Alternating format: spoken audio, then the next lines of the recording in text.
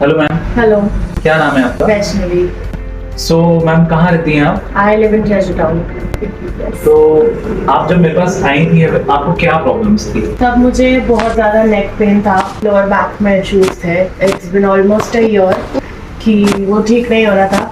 So since I have been taking 5-6 sitting किया मैंने, उसके बाद से बहुत रिलीफ है डेफिनेटली। तो क्या करती हैं मैम आप? I am a fashion designer and stylist. मेरा बैठने का काम है, गाड़ी चलाने का काम है काफ़ी, तो 2 व्हीलर से मार्केट में घूमना पड़ता है, तो my shoulder gets very bad. तो उसके लिए आई हैव बीन कमिंग, तो it has been of course अच्छा रिएक्ट कर रहा है मुझे थेरेपी।